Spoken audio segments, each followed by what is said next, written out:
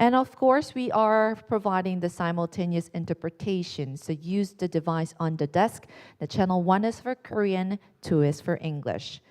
Having said that, we're going to now kick off day 3 with a special session that will be prepared by 2024 UNESCO ICM Martial Arts Education Prize laureate, the Mr. Roberto Orlando from the International Judo Federation. Why don't we welcome him to the stage with a big round of applause.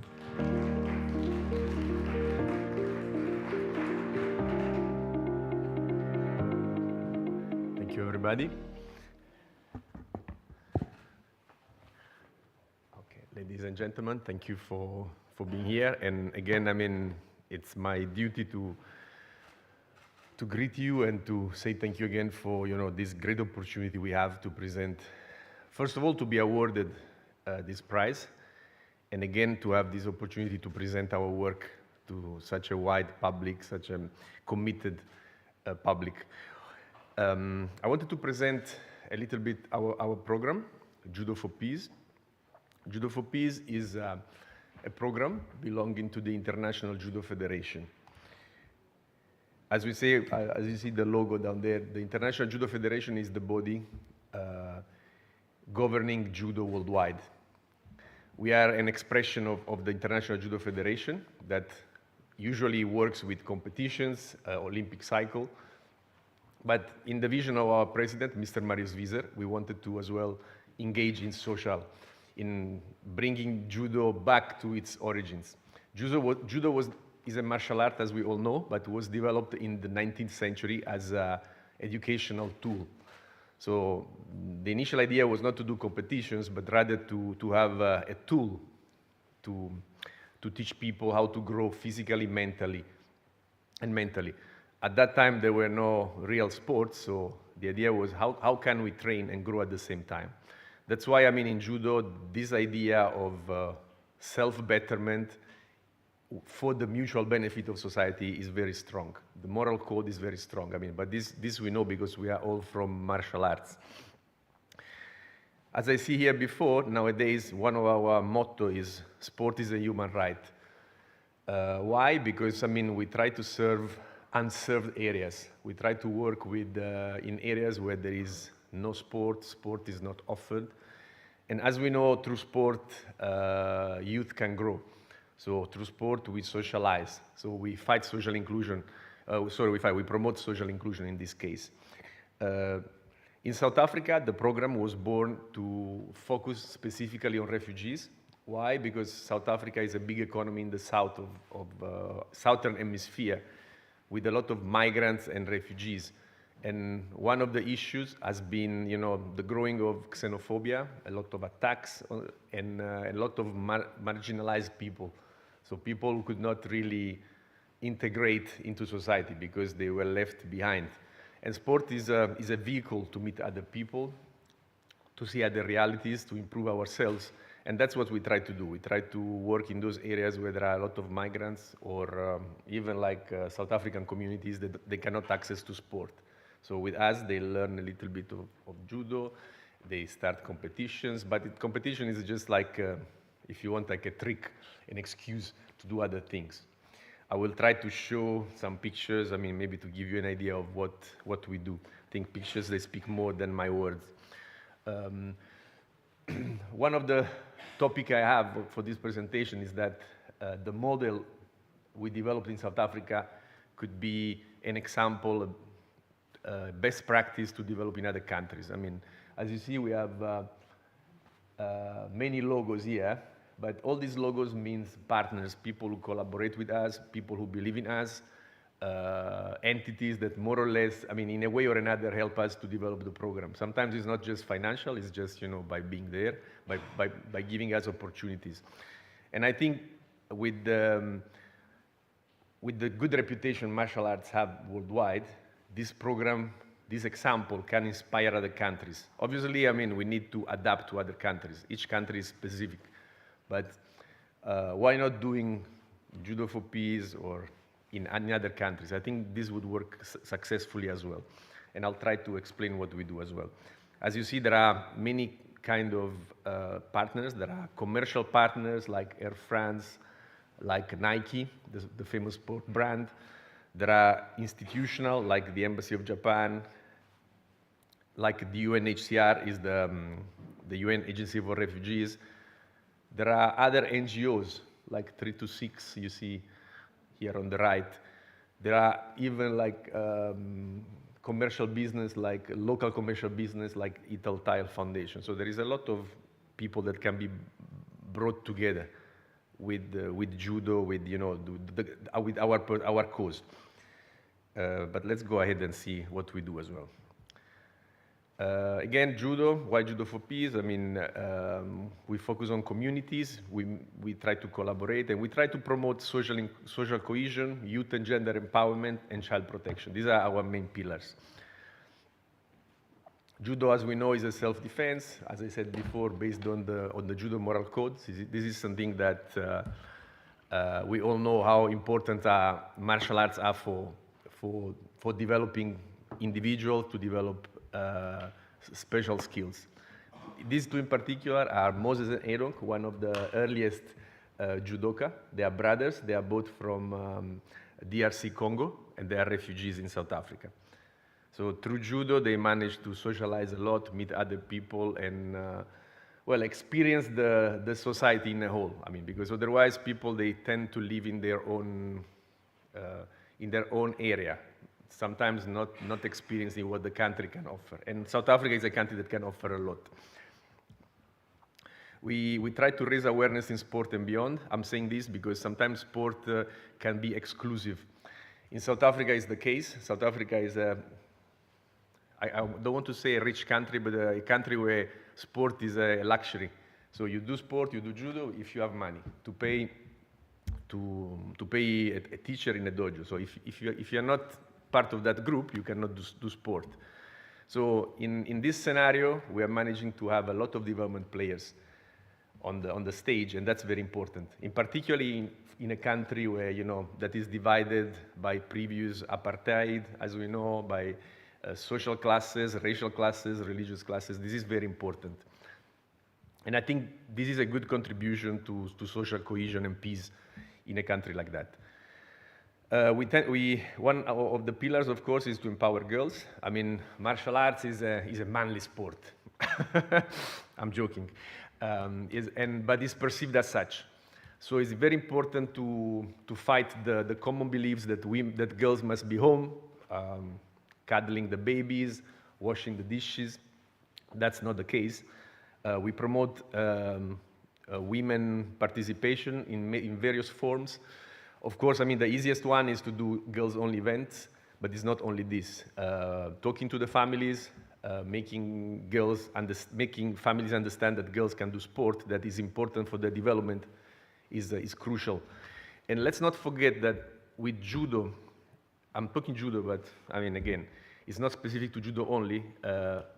Boys and girls, they practice together. And if we want like a fair society, we have to work on boys and on girls as well.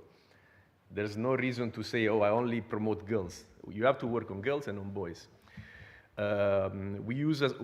Thanks to the collaboration with Nike, we have as well, we train as well our coaches to understand as well the specific needs of girls. That's very important. Nike developed some online tools, it's called Coaching Girls, that help coaches to acquire those soft skills that help to understand how to coach girls. That's very particular, to create a safe environment for girls, in particular in a dojo where when girls arrive, they find mostly boys on the mat. So you have to create a safe space for girls who enter the dojo. Otherwise, they will never join. So that's quite crucial. As we said, we are united in diversity. I mean, we try as well to include different segment of population. I mean, South Africa is, I don't know if you ever heard about the word rainbow nation. I mean, it's really a country where you have any race, any religion, everything. But of course, there are minority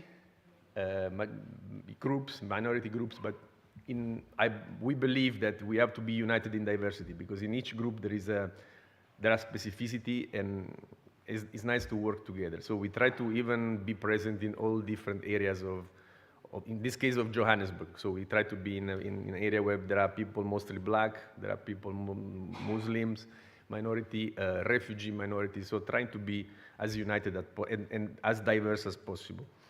We believe is a strength. We work a lot on youth leadership and coach development. I mean, this is, again, Moses, one of our coaches. I mean, you see, he doesn't have a black belt in this picture. Normally in judo might be perceived as a very formalized martial art where you must be the sensei with big, all capital letters. Well, in this process, I mean, to become a sensei, I mean, we have to start coaching at some point. And in judo, we believe that from the first time you step on the mat, you start coaching others. So as soon as you learn something, you have to be ready to give out, to give back what you learned. So we initiate people to coaching because, I mean, that's important for the personal growth, but as well because sport can be an outlet, can be livelihood. That's very important. So you acquire skills, and maybe tomorrow you acquire even a job, because there are a lot of opportunities in judo, in sport in general. So you can become a coach, you can open your own dojos. So there are, as I said, it's a door to many other opportunities. Again, now I go back a little bit to some activities we do. These are activities we do through a local factory, a local company in South Africa. They help us to be present in a public school where they have an industrial plant. So they have an industrial plant in a certain area. We work in a local school there, teaching children judo. These are primary children, of course, primary school children, as you see.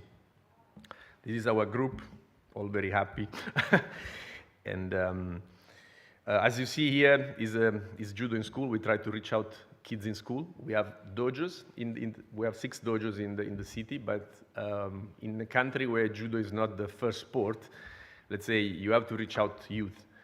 And as I was saying before, you have to reach out to youth. You have to, for instance, here is a group of girls.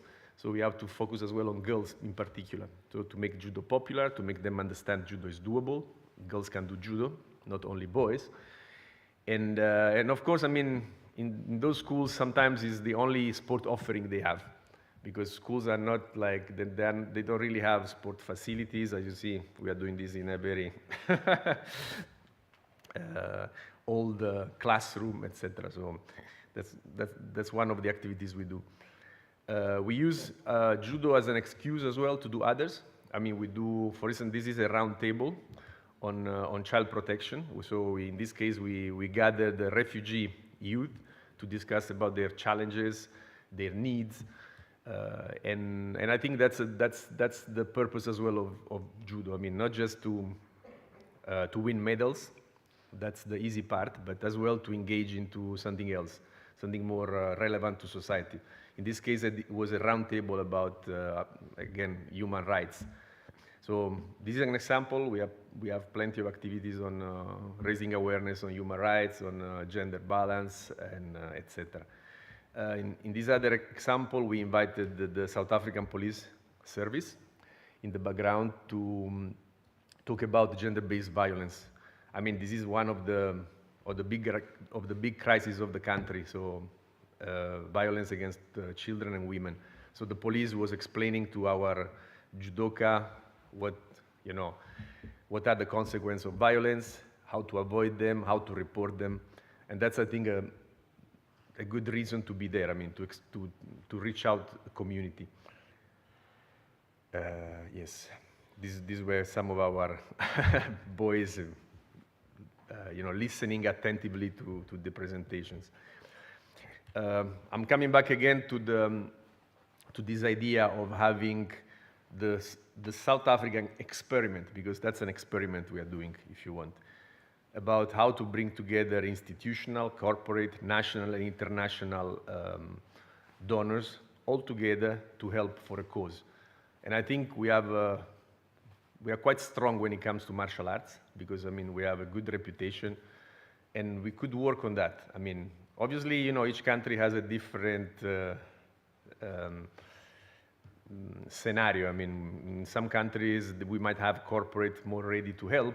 In some other countries, we could have government more ready to help, or international institute ready to help. But what I'm saying is that people believe in our mandate, and I think we could really, join forces and develop programs in each and every country if you want, because there are no countries without problems, without the need of martial arts to step in.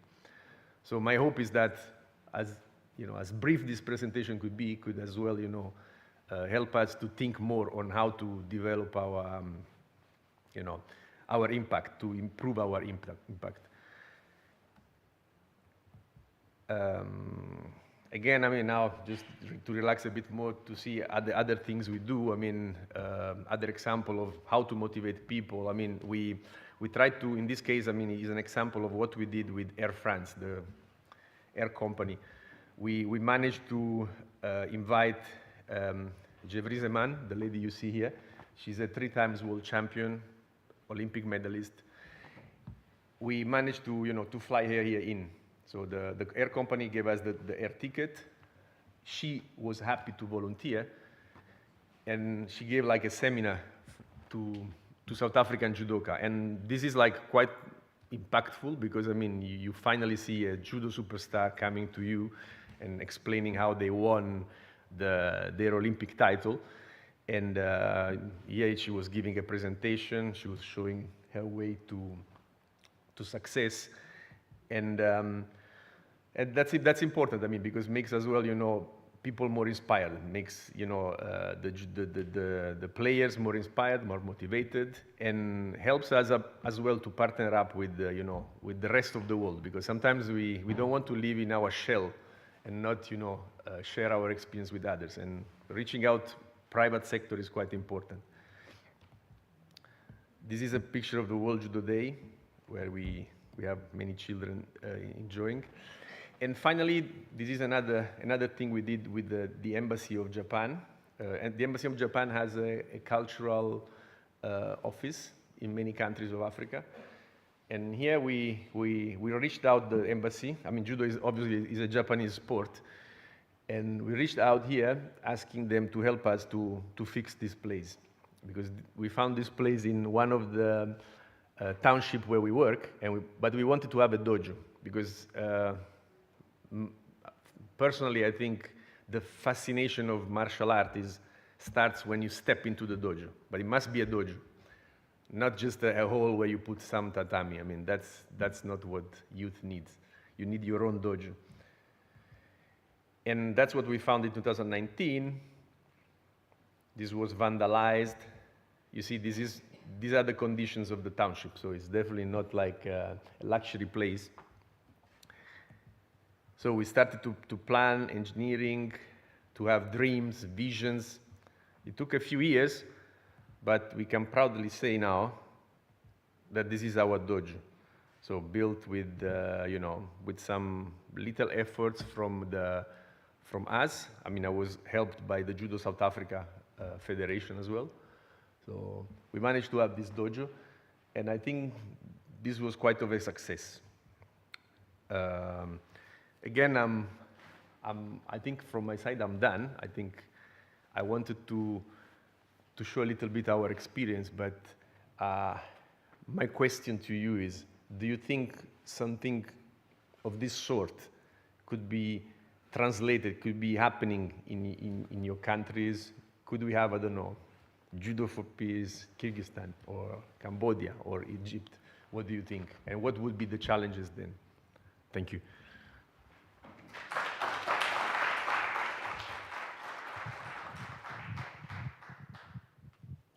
Yes, thank you very much. I think you can now go back to your seats, or you can also take a seat at the panel discussion, because I know that you'll be joining us for the panel discussion, right? But I think you might have to put down your things, so yeah, okay, thank you. And now we are going to move on to the panel discussion that is to wrap up the 3 days here together. And we are to be joined by the people who were giving their inspiration throughout the 2 days. And as I call out their name one by one, why don't we each one of them, greet them with a big round of applause. This session is going to be chaired by Jevin Guo from the University of Tennessee, Chattanooga. So why don't we welcome him with a big round of applause. Thank you. And moving on, let's welcome Vice Chairman Rustam Muzafarov from Kazakhstan. Yes, please. And now we have our special session led by the Roberto Orlando. Thank you very much for giving your thoughts today. And we're going to welcome from the UNESCO ICH CAP, Kim Dok-sun. Oh, it's very nice to see that you're all standing up for others to join. That's great. And moving on, we also have from Egypt, Niven Wukdi Eshak Gali. Yes, she's from the Association of Upper Egypt for Education and Development. And I would like to now welcome Sofiaris Sion to the stage as representing the Ministry of Culture and Fine Arts. And as for the last but not the least, we have from the Korea's National Research Institute of Cultural Heritage, Ms. Kim Chan-young.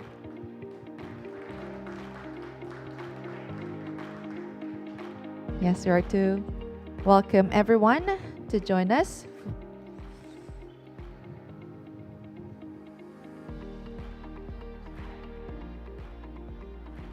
Yes, I think we are preparing the chair for her as well.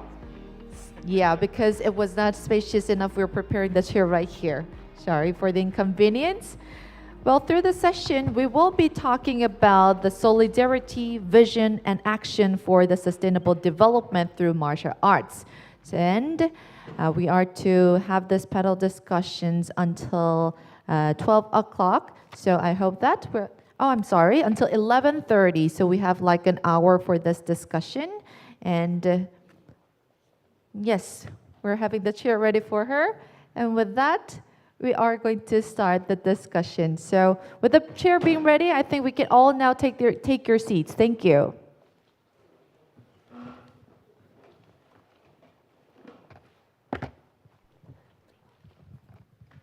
Wonderful. Thank you. It's my greatest honor to be with the 6 distinguished experts and presenter here and celebrate the legacy of martial arts contributing to the well-being of humanity. And each presenter will have 5 minutes to make and talk about your perspective, how martial arts and able to meet the sustainable development goals from your perspective, of course, challenges. So the title of this discussion is Solidarity, Vision, and Action for the Sustainable Development and through Martial Arts. So after that, we will have 30 minutes and to have a discussion. And then, if we have more time, we will open the discussion to the audience. And let me first introduce each of the 6 participants here. And Dr. Rustam is the Vice Chairman of Kazakhstan and ICH National Committee. Mr. Roberto Orlando, which everybody know already, and the famous guy here, star, and congratulations. And from Judo for Peace Commissions, International Judo Federation. Mr. Kim Dok-sun is the Director of the Strategic Development Office, UNESCO and ICH CAP. Mrs. Kim Chen-yang is a researcher and Global Intangible Cultural Heritage Research Center, Korea National University of Heritage. And Mrs. Haley Novary, 11. I know I missed something there. And is a cultural, from the Cultural Development Program as the manager of a Curriculum Development Office of Association of Upper Egypt for Education and Development. And Mr. Senoy is the Director General and Minister of Culture and Fine Arts, Malaysia. Cambodia. And thank you all for being here. And let's start with Dr. Rustin.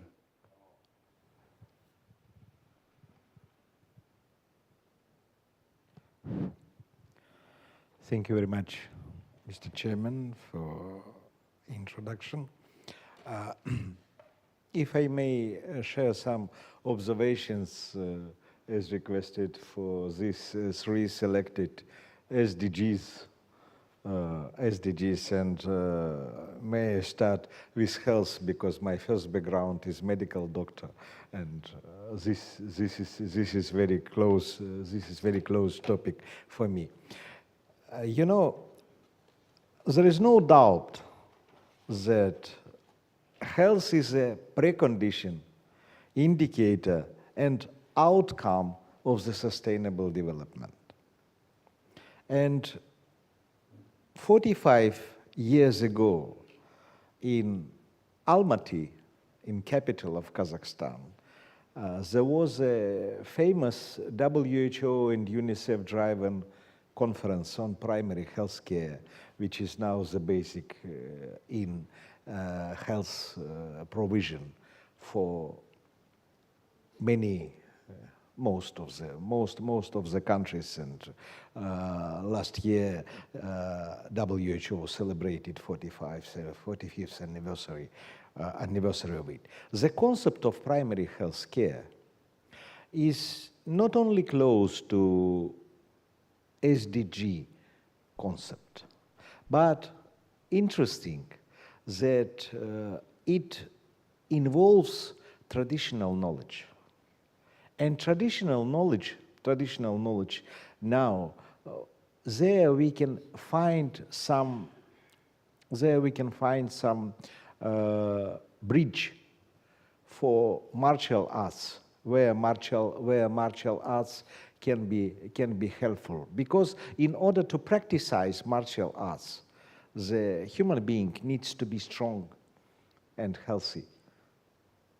If he or she is not healthy, then it is useless.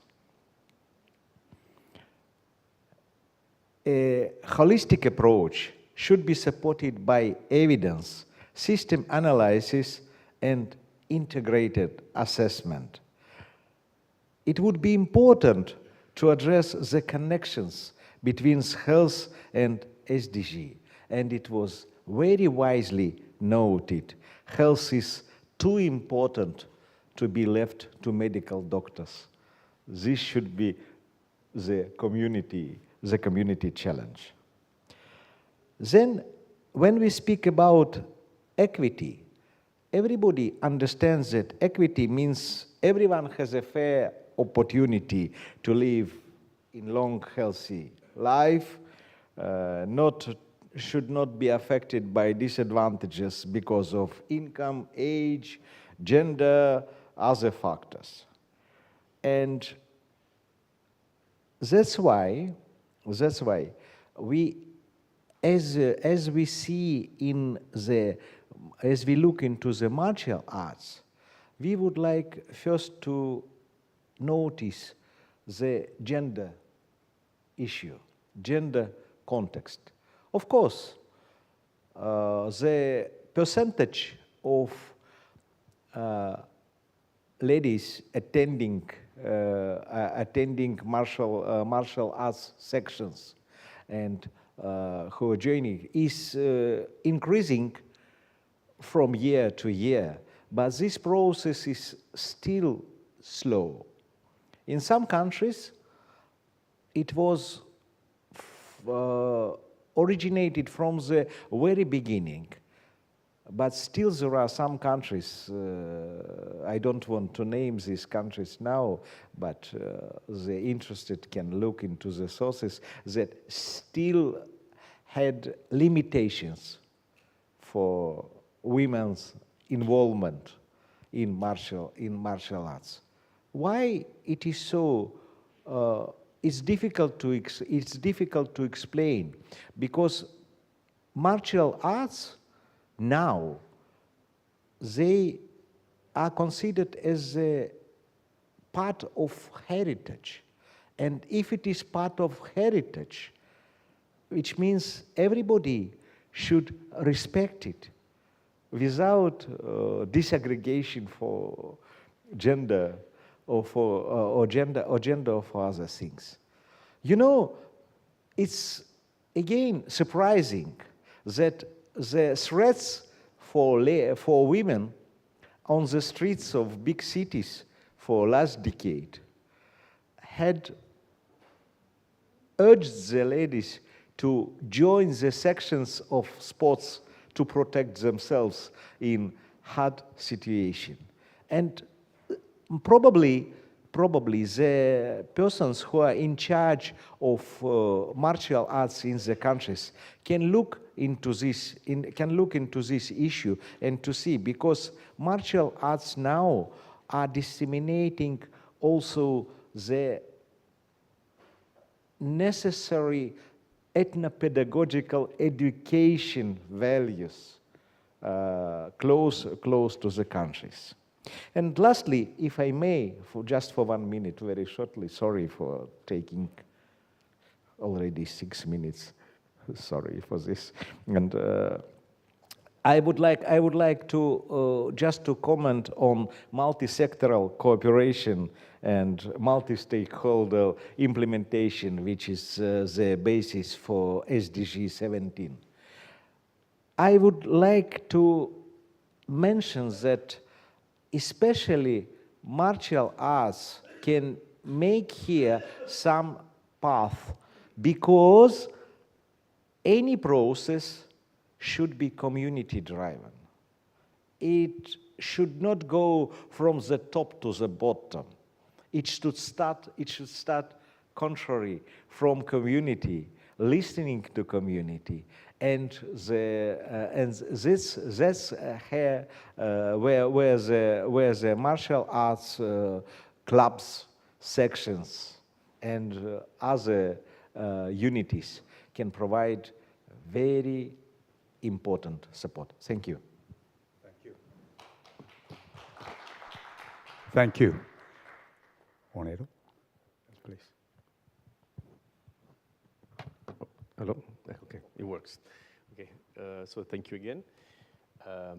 I think it's quite important to think about the development goals for us. I want to just bring my personal story in. I mean, I've been working as a humanitarian for quite a few years. I mean, I've been working in African countries with the NGOs, dealing with projects, development projects, humanitarian projects. And, well, great season of my life. But I think, you know, we have to reflect after we do things. And I've seen that most of the things are often done through projects, so-called projects, are things that are temporary, things that in a way or another, they have an expiration date. I mean, we build the school will last till it will last. I mean, they will last until the buildings are on. Then obviously they will need maintenance, they will need other things to be fixed. I'm saying this because I see martial arts as something that stays in people's life. So if you plant a seed of martial arts seed in people, they will most probably stay with it. Even if it's just like a memory in their life, it's a teaching that people carry on throughout their lives. I mean, there are people who, I don't know, I've done judo, they still continue to do judo, but there are people still who did in their youth, in their prime, and they still, when they talk about their prime, they still say, oh, when I was doing judo, when I was doing tai chi, when I was doing karate.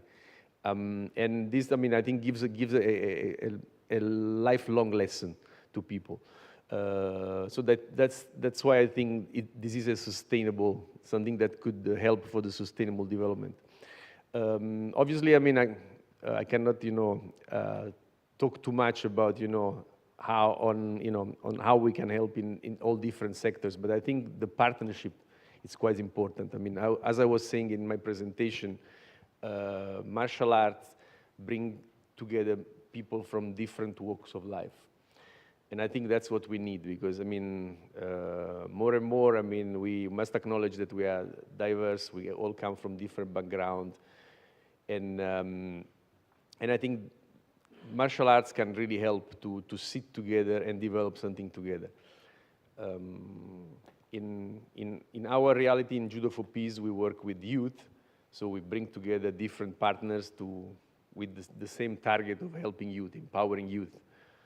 And this can, obviously, I mean, this goes back to, how to be out, can help people to learn how to live in a more healthy way, as we were discussing before. But, we can tackle any sort of issue in our society. With through sport, martial art, we can then go and sit and talk about hygiene. We can, sit and talk about livelihood, employability of youth. So the potential is great. So I think this is the main contribution we can give to the Sustainable Development Goals. Thank you. Thank you. Mr. Kim? So the concept of sustainable development is now become the international or national discourse, but the concept of sustainable development sometimes is very broad and then inclusive. So from the martial arts perspective, also there is some way you can contribute to sustainable development. But in fact, I'm not the martial art expert, so rather than speaking from the professional knowledge of the martial art, I would like to share some of the idea on vision and direction of the cooperation for sustainable development through the martial art from the perspective of international cultural heritage corporations. I believe that the vision and practical measures for the martial art in the context of sustainable development start from the modern function of the martial art. Personally, I see two major the modern function of the martial art. The first is the discipline and training of the both mind and body. In modern time, regardless of the gender, the people are learning martial art from the young age, and I believe this promotes positive social emotion and the physical development. This contributes to the forming health interpersonal relationship as a member of society. Additionally, adult practice martial art as a means to promote inner peace through the physical training. While there may be some limitation in technical mastery due to the physical differences between men and women, that is not important. What matters is not the perfection of the technique, but personal growth in mind and body, and emotional development, and the inner peace. This applies to the both and the woman. Secondly, martial art also serves educational function in the human character development. I believe that martial art embody a spirit of progress based on the courtesy and the respect for one's opponent. Additionally, through the participation and exchange in various traditional cultural festivals and martial art events, individuals can learn, understand differences, and realize that what matters is not competing with the other, but becoming a better vision of the oneself compared to the past. The function of the martial art undoubtedly contributed positively to the goal of sustainable development, such as promoting health life for all and achieving gender equality. Today, while recognizing the positive impact of the martial art on sustainable development, I would like to briefly discuss the vision and direction for the international partnership in the martial art from a cultural heritage perspective. Each country has developed and preserved its own unique form of martial art. This traditional martial art passed down from the past are part of the cultural heritage and embody distinct cultural value and perspective. Therefore, it is very crucial to enhance mutual cultural understanding through diverse exchange and cooperation with the traditional martial art of the other country. This will significantly contribute to the cultural relativism, where we recognize cultural diversity and respect each other. To achieve this, cooperation and exchange with the various global partners are necessary. To realize this kind of vision, I would like to propose two directions for the action. First, we should actively participate in or create the opportunity for regular exchange of traditional martial art through the related events. Martial art is not based on the word or language, but on the physical expression. Therefore, we should actively participate in and support the various traditional cultural festivals, such as the World Nomadic Game held in Central Asia, which showcase diverse from the traditional culture. Second, in order to strengthen cultural global partnership and cooperation related to martial art and its aligned area, such as education and culture, it is essential to identify potential partners in the field of martial art and discover the common area of interest with them, and then implement this through the collaborative project, building mutual trust in the process. While the funding might be necessary to some extent, I believe that willingness to cooperate and the mutual respect through the process are more important than the scale of resources.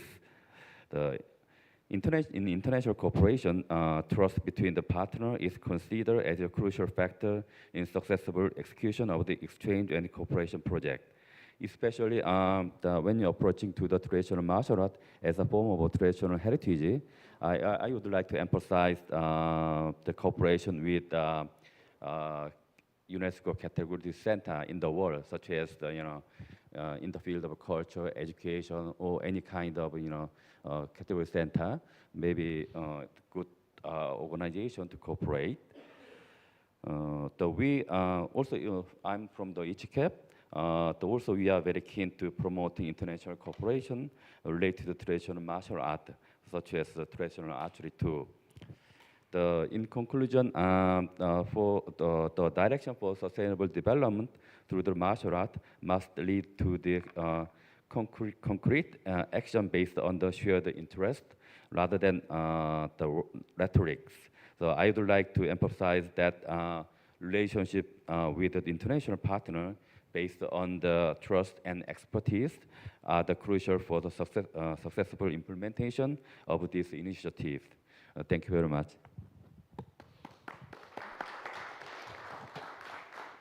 Thank you. Mrs. Haley? Nevin. Sorry. It's working. Hello again. I am Nevin Wagdi from Egypt, Association of Upper Egypt for Education and Development. Actually, I prepare a paper here, but my colleagues inspired me with some sentences I want to say it.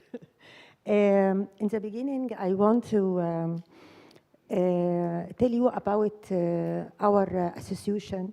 We are working in 6 programs with more than 11,000 kids. We are all our work according to SDGs. we have a priority with our young people and kids to empower them to face all the life. Today, when I saw Roberto presentation, I feel that the same faces, the same eyes, the same feelings. We are, it makes me thinking, really, we are in one world, we are one human being in everywhere. Each step, each one of us make it with the new generation can lead all the world to be a better place. It's what I feeling. So let's me read some sentences from the paper.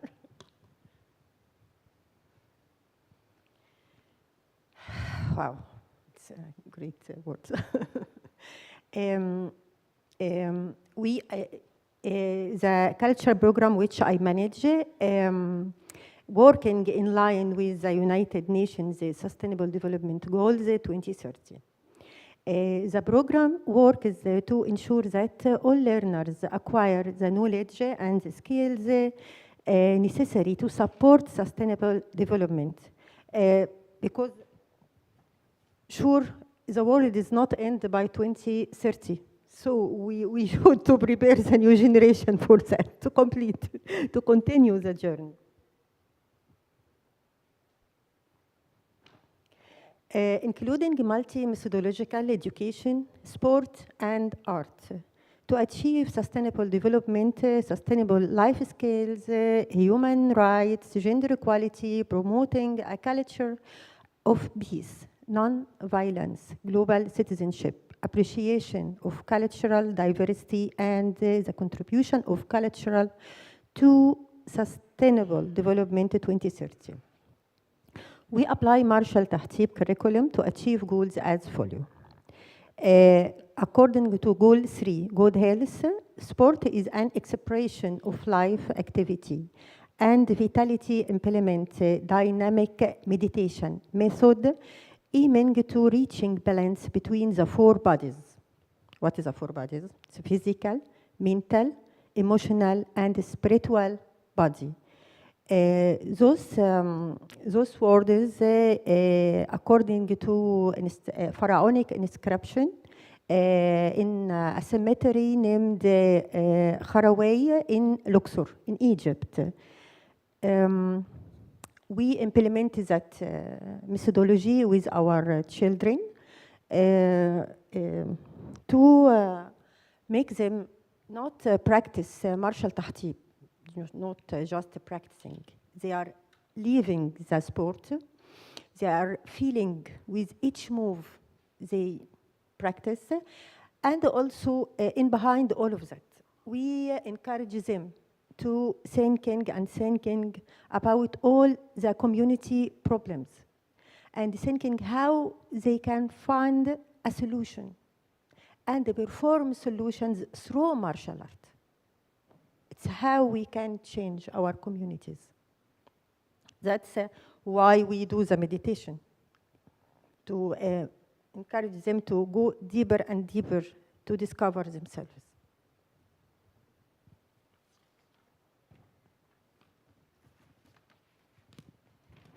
Okay, I will skip all of this.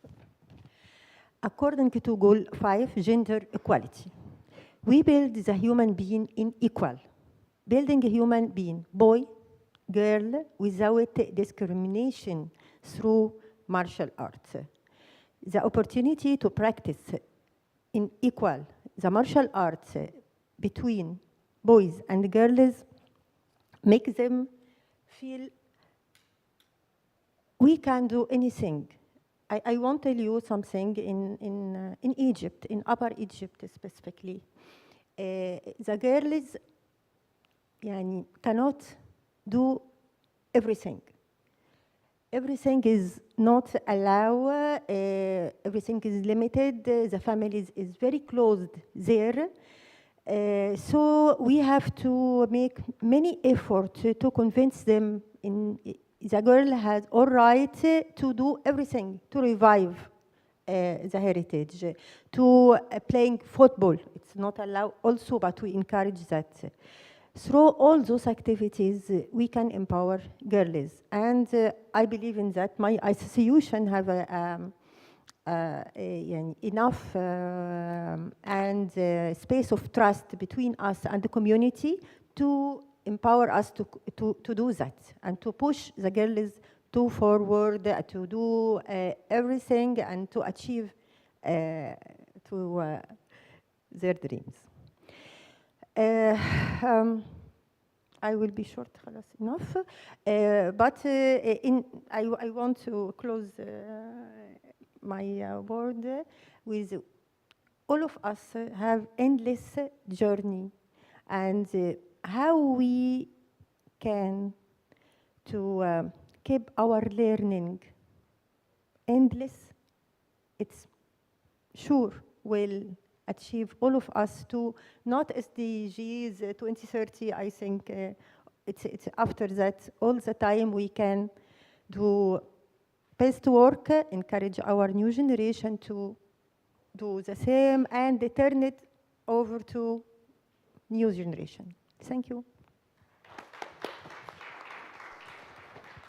Thank you.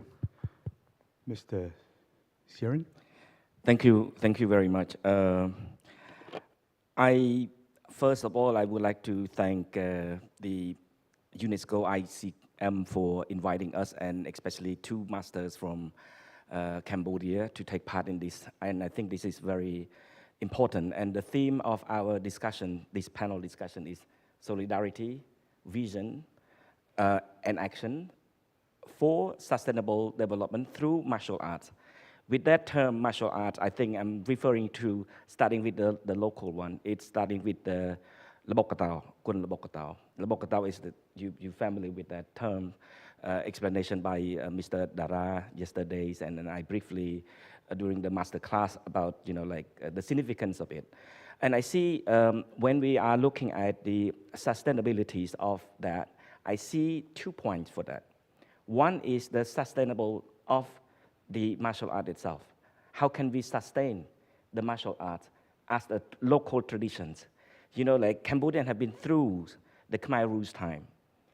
The Khmer Rouge is the times that, some of the masters are identified and killed because, being afraid that they might rise up, because they have the skills in attack and stuff like that. And after that, there is a prolonged war that,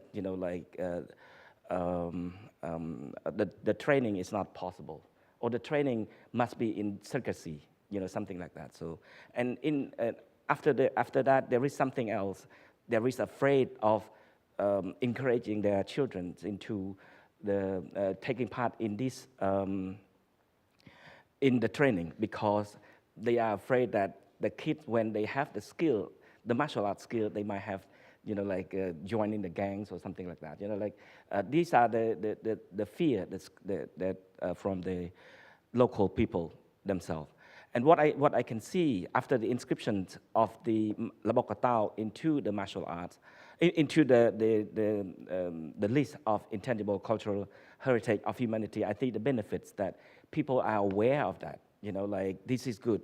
We should encourage. And now there are more activities in that. But my concerns, because we take it for granted without, seriously considering the local communities, because the two masters that are here, they are from different schools. They have their own knowledge, their own traditions, and that need to be preserved. I'm saying that I asked in my first day, I asked the question about, what is the transition between the traditional culture and the sportification of that. There must be a considerations of that, because otherwise when you are standardizing one element for the sake of something else, you will lose the significant, the values within the communities. And I think, I'm not saying that, bringing the martial art, Kun Labokatao, into sustainability for, helping children and stuff like that. I'm not against that. I think we should be careful on that matter. I see, for example, my master right there, Yom, he's 73 years old. And when the time that I start doing research on this martial art, I see those masters 10 years younger than their age. Because they are trained in their mind, they are trained in their physical fitness, and they look younger than their age. And then I think this is important. And one of the other things that we need to pass this to the other generation is mindfulness. You know, because the martial art masters, they always be mindful. You know, being mindful of being attacked. Because they might be tried sometime, you know, oh, you know the master, you know the art, so someone else will try to attack. So my point here is that when we are bringing this into the sustainabilities, of course, the subject is sustainable development through martial art, but I just highlight we have to be careful in standardizing or making or losing the local values on that. One more point that I would like to say here, because of the timing, that is the solidarities. I think here is the solidarity already. We are coming together in this forum. The solidarities I would like to bring is that we all at one high up levels, the solidarities that we are to do with the local traditions. How can you help those martial art schools within their community preserve their own tradition, take part in transmitting their knowledge? And I think these solidarities is the best way, and I think the masters are here are inspired by coming, even though they don't really speak English, and you know, like hard to understand because I don't have time to translate for them, and then you know, like, but they enjoyed it. I talked to them, I checked with them from time to time. These solidarities can help. We are coming together to do something to help the local tradition to flourish and flourish from the bottom, and it will grow. And that is my point. Thank you. Great. Thank you. Mrs. Chen-Yong Kim? Yeah, thank you. It's an honor to be here. When I first received the offer to participate in this panel discussion as a youth representative, I had thoughts about speaking because I am not much of an expert as others here. My hesitancy in accepting the offer was due to my initial ideology about martial arts. While I understand how the martial arts fits my studies in intangible cultural heritage, the images comes to my mind is not heritage, but rather sports. Not only me, but other youth have also similar thoughts about martial arts. ICM holds an international youth martial arts camp every year, and some of my friends also actively participate as bodies. It shows that various programs of ICM and martial arts have enough attraction to youth, but still, even though these efforts, there is lack of perception that needs to protect martial arts in the field of cultural heritage. As everyone knows, martial arts is renowned for its physical and mental health benefits. But I think a point of emphasis is that we may understand our cultural identity through learning martial arts. I think it is a distinctive point from general sports and mental physical education. Therefore, I believe more emphasis should be placed on research about martial arts in relation to its place in cultural heritage. Institutional supplementation should proceed, but from the perspective of young people, more efforts are needed for the sustainable development. This is because, like other intangible cultural heritage do, after designation, the aging of transmitters and renewal of transmission is inevitable. The role of young people in the transmission process, including education, demonstration, and value creation, is especially important. I want to share one example. Tug of war was once featured in a high school English textbook. Since then, I received a lot of help when reading career camp as student's ambassador. It mentioned what is endangered cultural heritage and why we should protect endangered cultural heritage. I was able to see the students' interest and understanding have remarkably increased. In martial arts are used as educational content. It can help to achieve sustainable goals, good health and well-being, and quality education.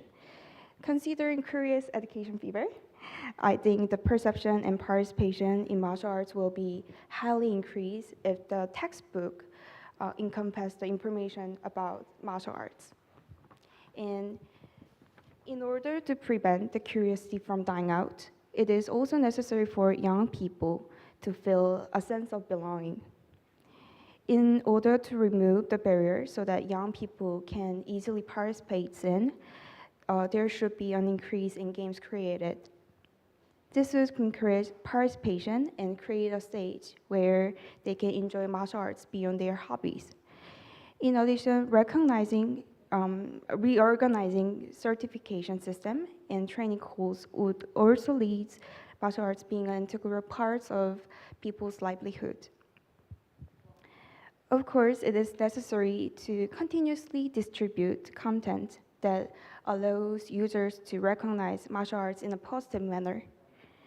Trends Korea defined the post-pandemic healthcare trend in Korea as healthy pleasure, in sense of making healthcare enjoyable.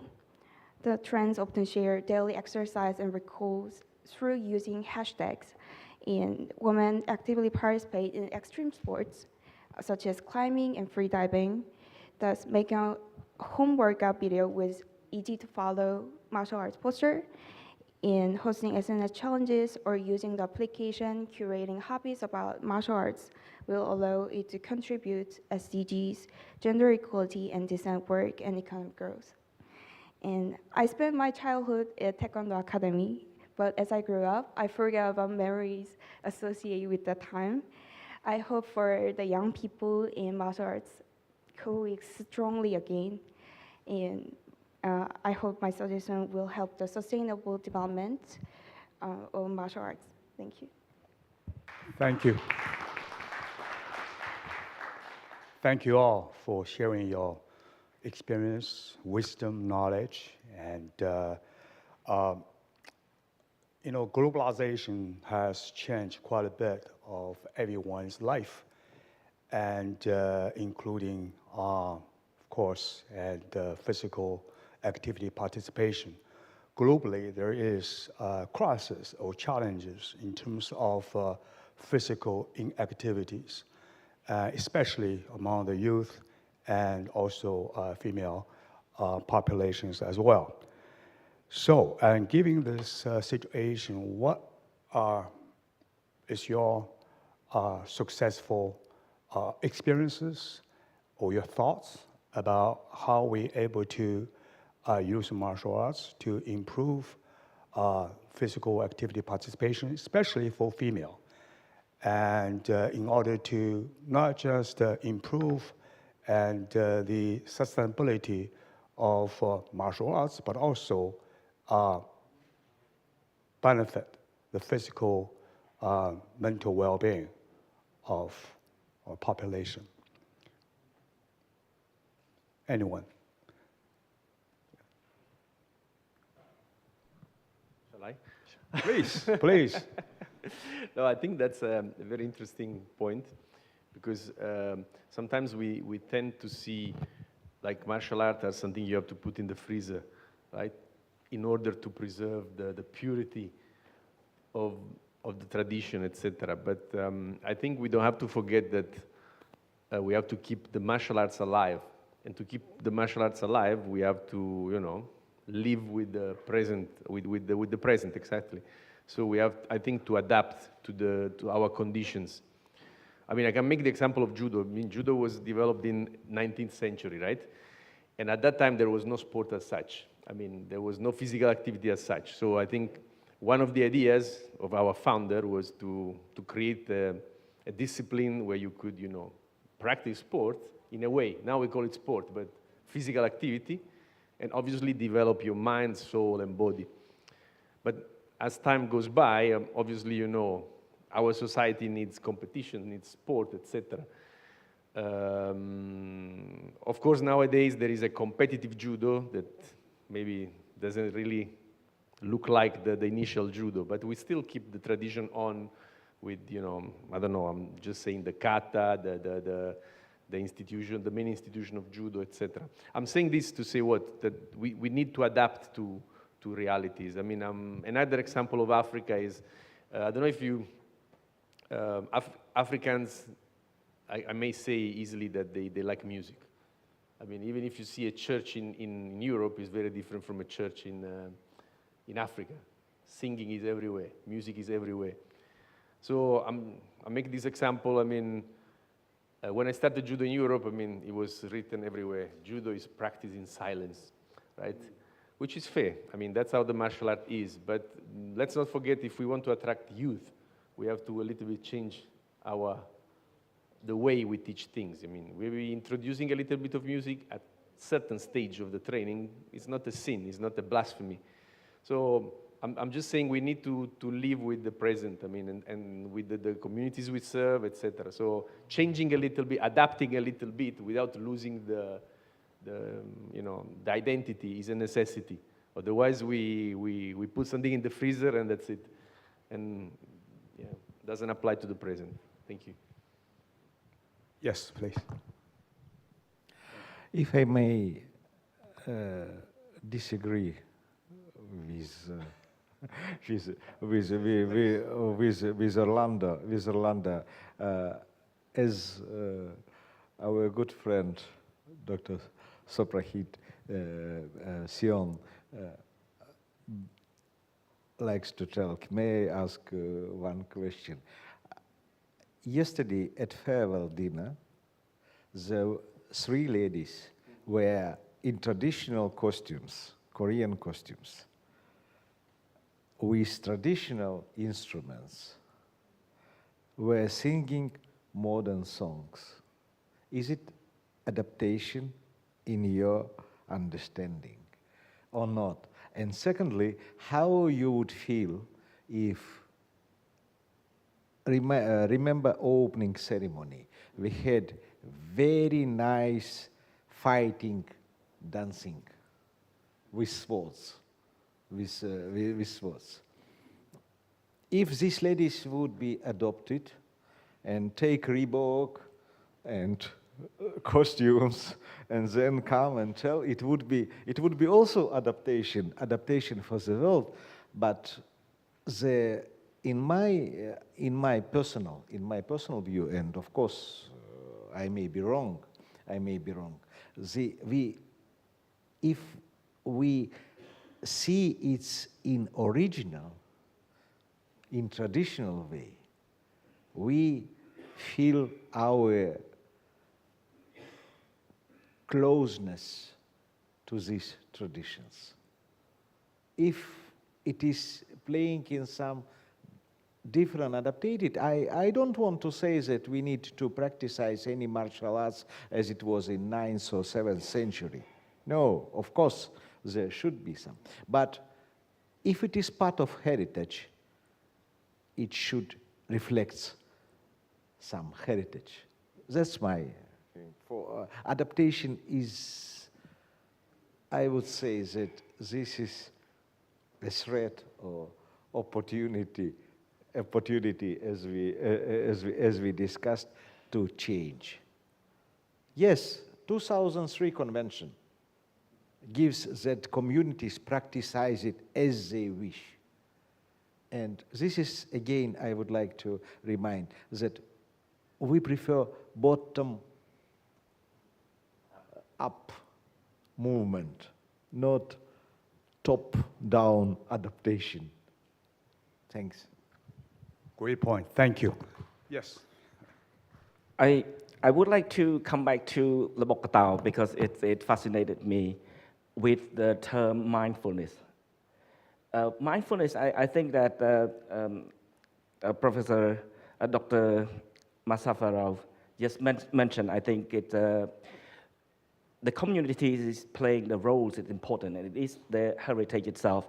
And I think the adaptations, in that case, there are many adaptations the masters have learned and adapt into the new environment, into the present times. But there is heritage that involve rituals, like certain practices that we should respect in order to value the human, the continuity of human beings, that continuity to the present. That is one of the points.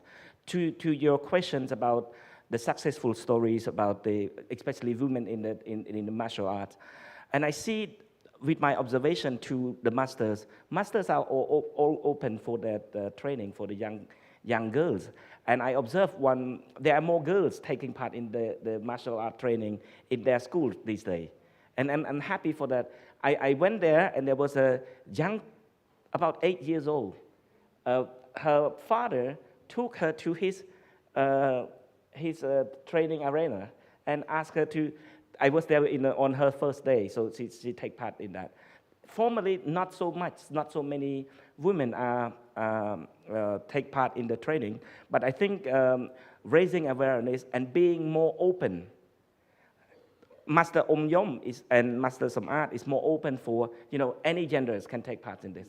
Some of the masters, as I discussed with him, sadly he passed away recently, and he said that, we should not allow the women to take part in this, because this is more about men, like, women should, something like this. There are certain conceptions like that, but I think to raise awareness about, the possibility, the benefits of that, open for everyone, I think that is the good opportunity. I see that is from the master themselves, that is, if they are open, raising more awareness, and I think that is the good opportunities for more young girls or young women to take part in the training, and I think it's good.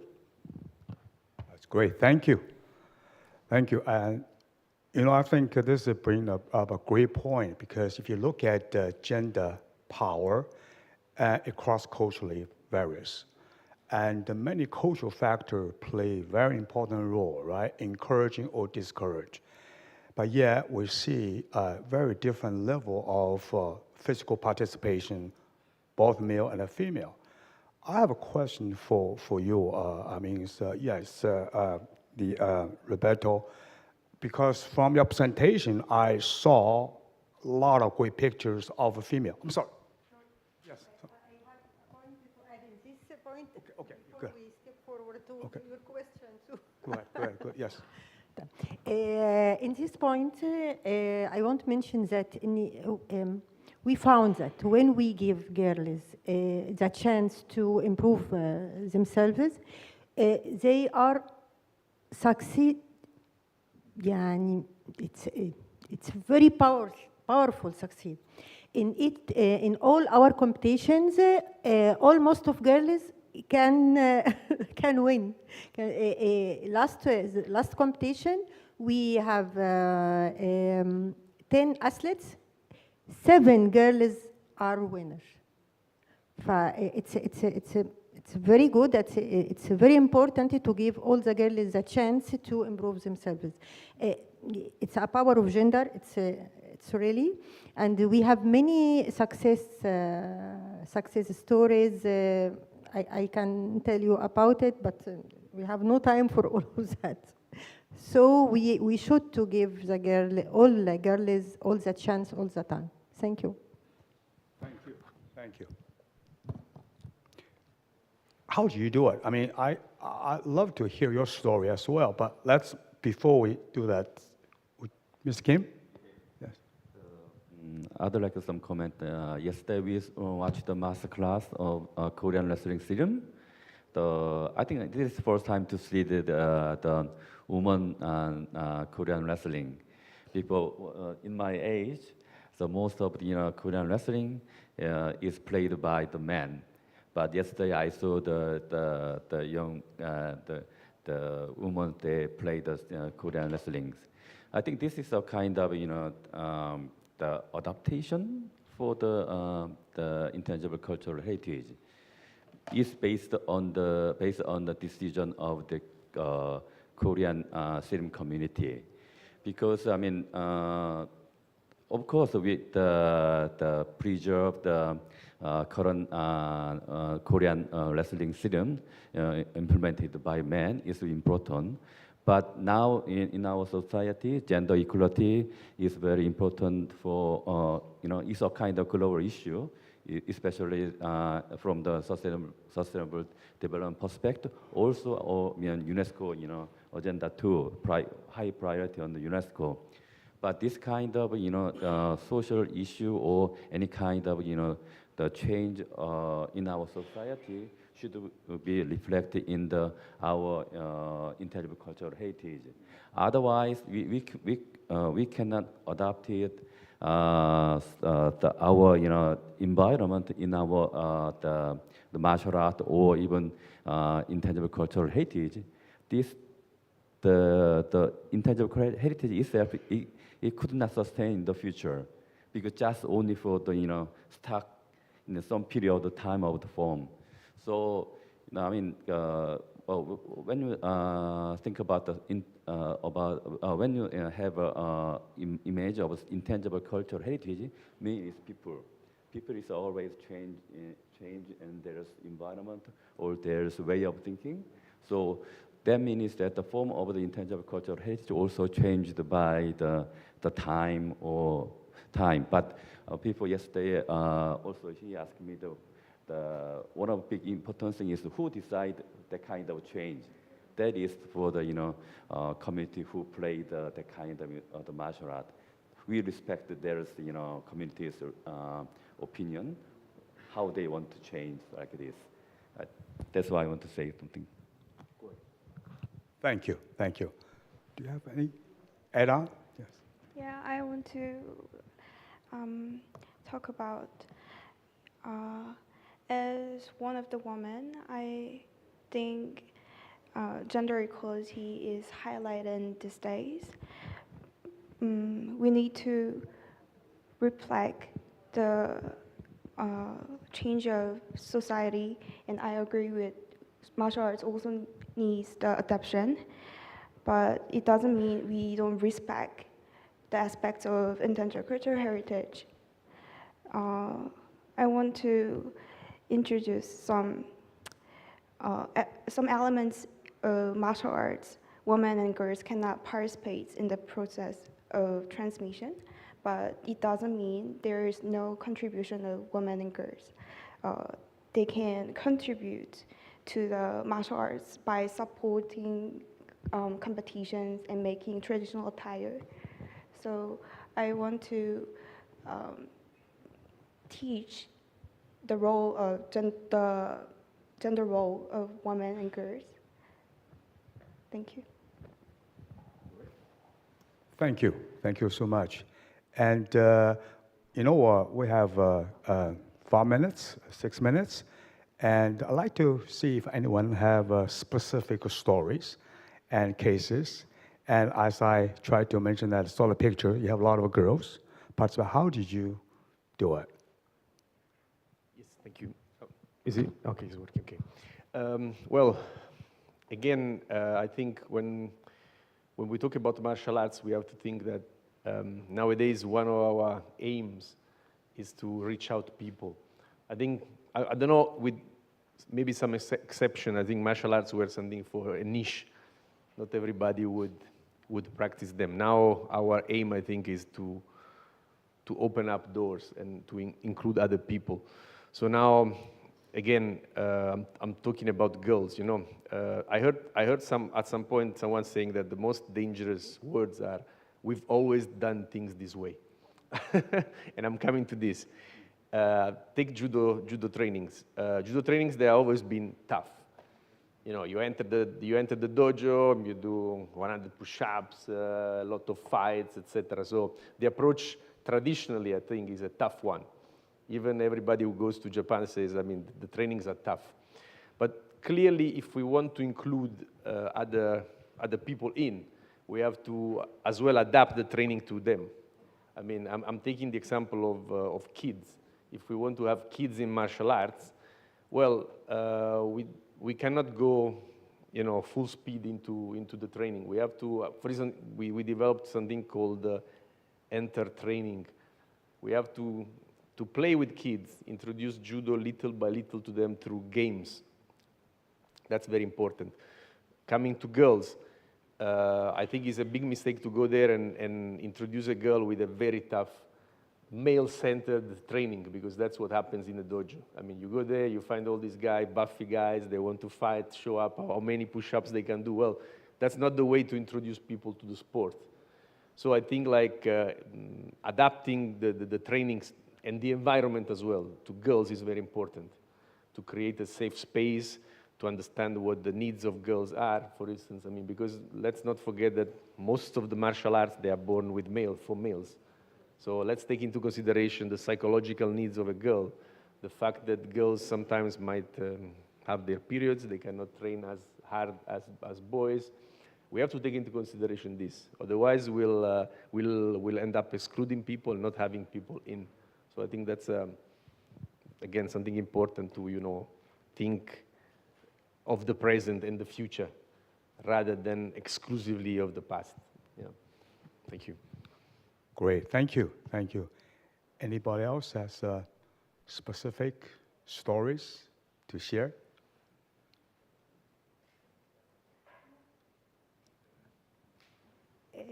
I want to ask Roberto another question in the same point, because sometimes I face challenges in our communities. As I said, we have some families very closed in Upper Egypt. So, how you can face the situation when you find some family not allow to the girl to come to your class? This is a situation. How you manage it? If you give me some suggestion, it would be great. First of all, thank you for okay, asking this question, because this is a big dilemma, I think. One of the other issues is that mostly we have men's coach, males coaches. This is, I think, one of the big issues, because we are always guys, men coaching. So, well, I see a lot of success if we manage to have women's coach, for instance. Sometimes women to women is easy, particularly when you talk about conservative societies. I mean, there are in martial arts families, they don't want girls to train with girls, to train with boys. So you always have to reassure the families. Sometimes if there is a women coach, this can help a little bit. Of course, maybe some population you must propose just women class for girls to introduce to the martial art. But that's, I think, one of the key things we have seen. I mean, if we have a woman coach, this will help a lot. Sometimes I prefer to step back and say, okay, girls, they do, and offering, for instance, as well, self-defense to let's say, mothers, because mothers are very important in the families. I think that's something that helps as well, to train them, to offer something to learn so they understand what the sport is. And this helps them then, once they are in the family, to say, okay, this is a safe place for our daughters. I don't know. That's what I can say. It's a great idea. Thank you, Thank you, Robert. Thank you. That's great. Thank you. Thank you all so much. And I think we are one more. Please. This is not a case, but I would like to have some not suggestion. But we are most probably in this forum. We are talking about the youth and the gender participation in the martial art. But the society, in some society, the old man is also very important, because I mean, population in the old man in the population is getting increased, especially in Korea. So it is another a target for the supporting. Target for the supporting in Korea too. So I don't know, but we are now the youth and the gender is very important. But also we think about the old people for the better life through the martial art. Also, it should be considered in the future. Absolutely, I agree. All people. Right. Well, thank you all so much for the lovely, lovely discussion, sharing your wisdom, experiences. I think this is a very important topic. We will continue outside of the frame. Thank you all. Thank you all. Yes, thank you very much. I think that was very fitting to put together all the 3 days here. And with that, we conclude the panel discussion. And why don't we spend about 15 minutes of break in order to digest all that we have learned. And as Jivian have mentioned, we're going to spend some time outside to engage on more discussion. So please, we'll reconvene for the closing ceremony after 15 minutes of break. Please use the time to refresh yourselves and also to process the wealth of information that we have learned. Thank you very much, and I'll see you after 15 minutes. Thank you.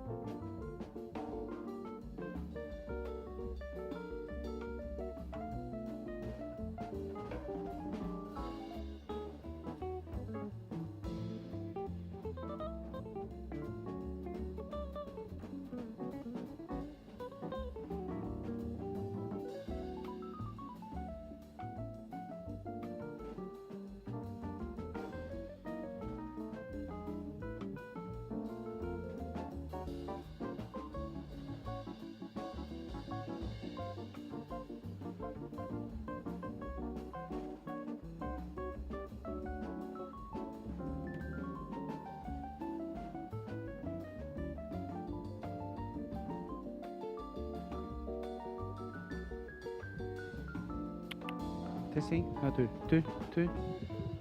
하나, 둘, 둘, 셋.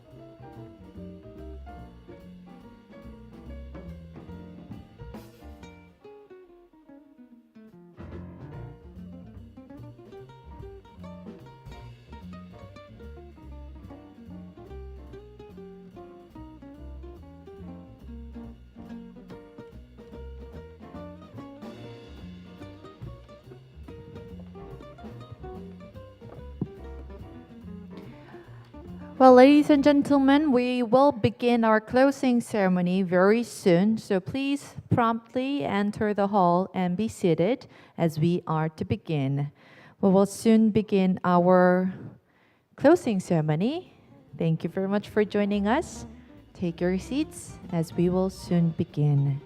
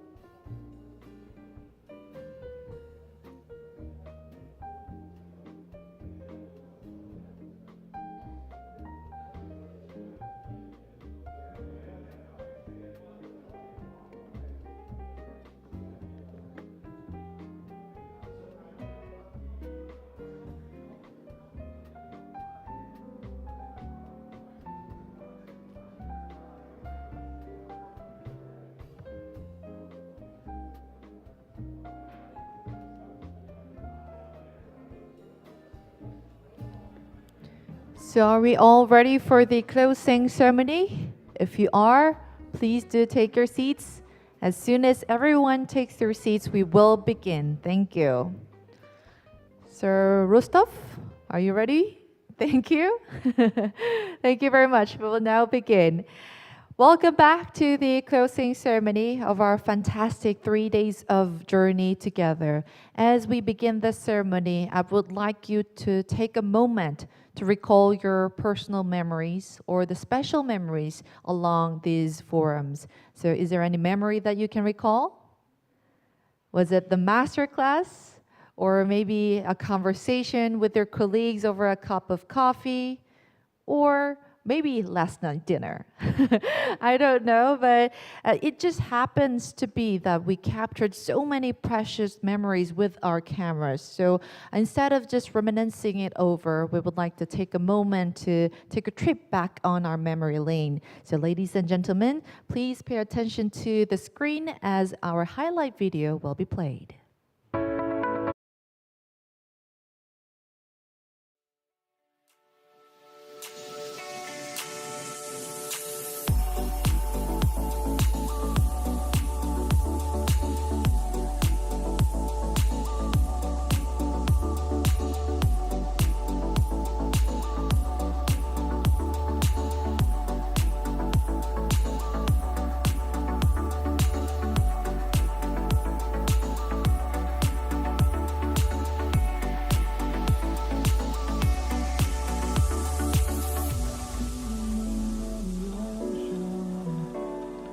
Memories die out too hard. We were traveling the mountains just to find the loudest seas. We set down by the fire, knowing we could aim higher, but we didn't know that yet. So if you want something to hold on to, gotta find it first. But here I am, 'cause I've been laying under palm trees, waiting for the summer, knowing there's nowhere to go. 'Cause I am happy on this island, wanna be my farmland. I don't ever want to leave, I'm in a tropic club.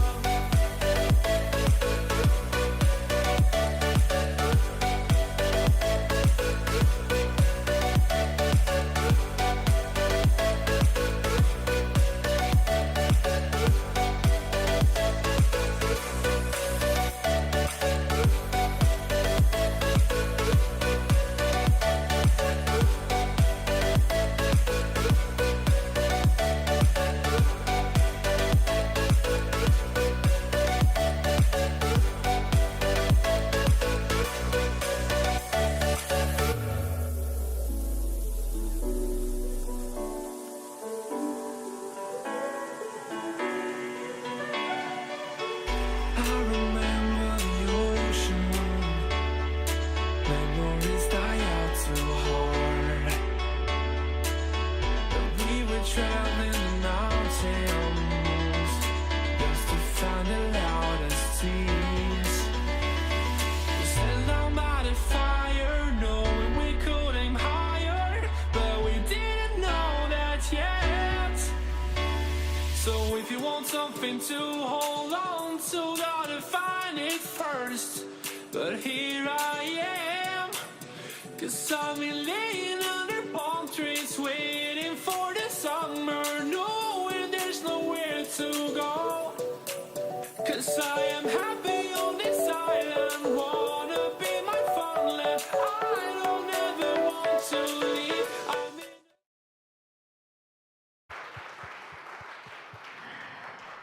So once again, I must ask, how was your time here with us at the Global, Martial Arts Forum? If it was excellent, please give another big round of applause. We might have come from different countries, different backgrounds, but I believe through this forum, the energy, the learning, and all the connections we've made, we became a one family under the name of the martial arts. And as wonderful it is to reflect on our shared experiences, we're not just here to celebrate the past few days, but to look at the concrete outcomes of our days together. So to present these findings and to give us a clear picture of what we have accomplished, we're going to invite to the stage ICM's program specialist, Kim Mi-young. Yeah, let's welcome her to the stage with a big round of applause.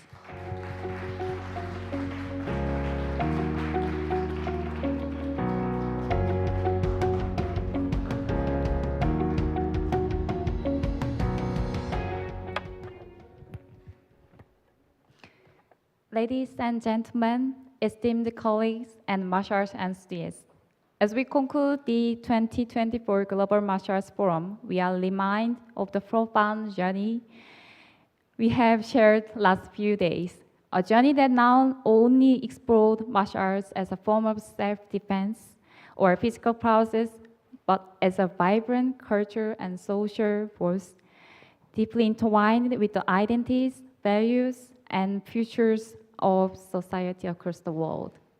We have gathered here under the theme, Martial Arts as Living Heritage, its past, present, and future. Each presentation and discussion has illuminated how martial arts transcend mere physical activity. They are living traditions that safeguard the cultural heritage of diverse communities while serving as a powerful tools for social development. From the rhythmic movements of capoeira, which blends dance, music, and martial arts into a unique cultural expression, to the intense and strategic sport of korfball, a game that symbolizes strength, endurance, and teamwork among the nomads of Central Asia. Martial arts serves as a bridge between the past and present. These traditions are more than combat techniques. They are cultural celebrations that reinforce the values and history of their communities. Capoeira, born from the resistance and enslaved Africans in Brazil, is a powerful testament to resilience and creativity. It transforms oppression into art using fluid movements to express freedom and identity. These martial arts encapsulate the cultural significance of African, Brazilian, and indigenous elements, making it not only a sport, but a form of cultural resistance and celebration. Similarly, korfball, a traditional horseback sport from Central Asia, reflects the nomadic heritage of region. Rooted in centuries of tradition, it represents more than just a game. It is a social event that fosters community spirit and preserves way of life that emphasize brave, teamwork, and respect for nature. Both capoeira and korfball remind us that martial arts are powerful cultural vehicles that carry the values of community, endurance, and unity. From these Mongolia's folk wrestling, Cambodia's Kun Bokato, and Turkey's centuries-old oil wrestling, we have seen how martial arts reflect a people's history, resilience, and creativity. These traditions, rooted in ritual and storytelling, have evolved, reflecting the social, political, and environmental landscapes that have shared them. The significance of these practices, many of which are recognized as UNESCO intangible cultural heritage, remind us that safeguarding these traditions is crucial. Their continued existence allows future generations to engage with their roots, fostering a deep sense of identity and pride. But martial arts are not solely historical or cultural practices. They are, at the core, adaptable and dynamic tools for addressing pressing social issues.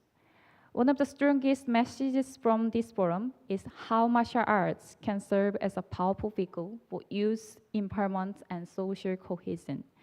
As Professor Mark Stevens emphasized in his keynote address, martial arts have a unique capacity to transform the lives of socially vulnerable youth. From building discipline and respect to enhancing emotional regulation and self-esteem, martial arts offer a pathway out of cycles of disadvantage. The example of Tati from Egypt, where youth actively engage in heritage in preservation while developing life skills, is an inspiring reminder of these traditions' potential for social empowerment.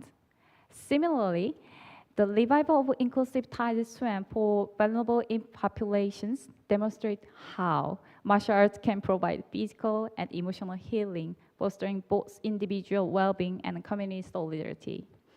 We heard the power of martial arts to turn vulnerability into strengths, a lesson that resonates with practitioners and the broader society. One of the most powerful takeaways from this forum has been the potential of martial arts to foster peace and intercultural understanding. The joint inscription of Serum by North and South Korea is a beacon of hope, demonstrating how shared cultural heritage can serve as a bridge to reconciliation and peace. Such initiatives are crucial in a world that often feels fragmented and divided. They remind us that even the deepest divides can be bridged through mutual respect and cultural exchange. Additionally, the revitalization of Turkish traditional archery, especially after its UNESCO Intangible Cultural Heritage inscription, underscores its role in promoting gender equality and initiating discussions about the gender equality. Surveys indicate near equal participation of men and women, demonstrating how martial arts can challenge societal norms, foster inclusivity, and ensure fairness while preserving cultural traditions. Martial arts, with their emphasis on honor, respect, and discipline, have the potential to unify rather than divide.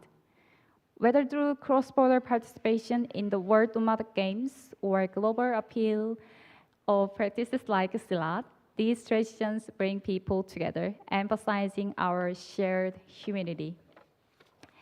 In conclusion, the discussion and presentation over the past few days have shown that martial arts are far more than combat techniques. They are cultural treasures, social tools, and sources of identity and peace. As we leave this forum, let us carry with us understanding that traditions hold immense power. Power to transform individuals, to heal communities, and to build bridges across cultures and generations. Thank you to everyone who contributed to this important conversation and information. Together, let us continue to support the growth and sustainability of martial arts, ensuring that they remain a vibrant part of our global heritage. Thank you.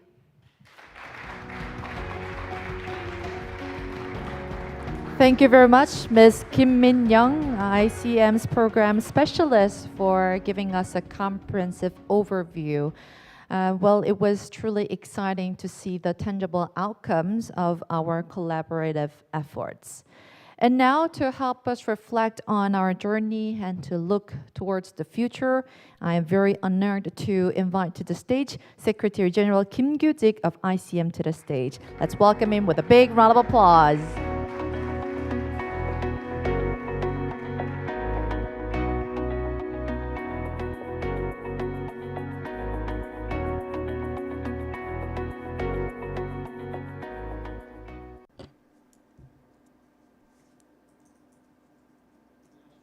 Good morning, distinguished guests. I am Secretary General Kim Gyu-sik, who greeted you on the first forum. As we come to the successful conclusion of 2024 Global Martial Forum, I'd like to extend my heartfelt thanks to all participants, and I hope all of you find it very interesting and meaningful.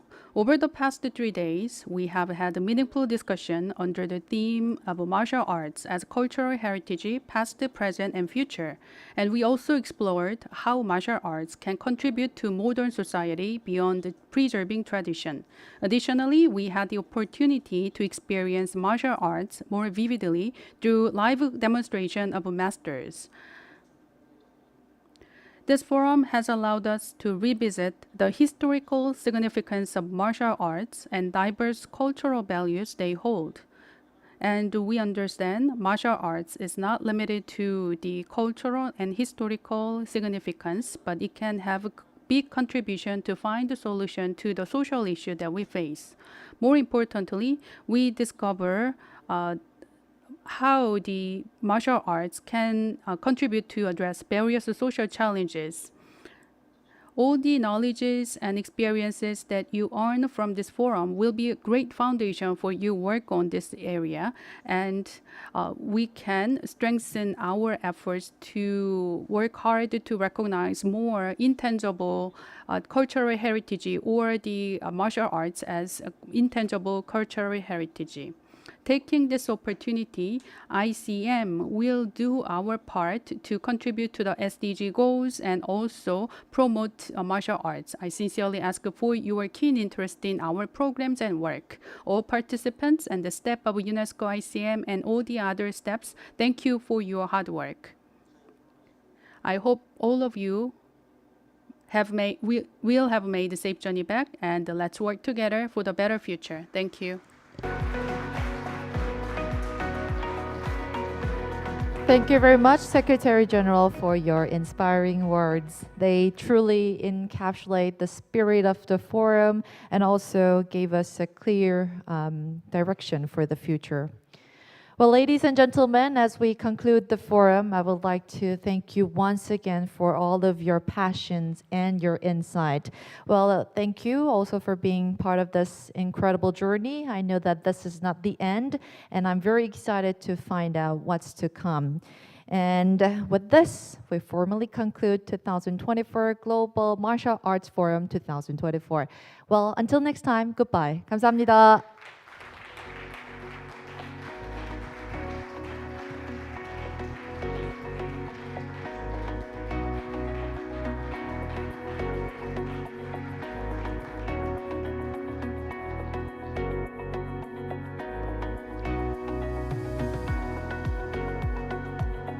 And for those joining us for the field trip, please remember the shuttle bus will depart soon, so we will meet you at the main entrance. Those who are joining us for the field trip, please join us and be at the shuttle bus very soon. Thank you very much.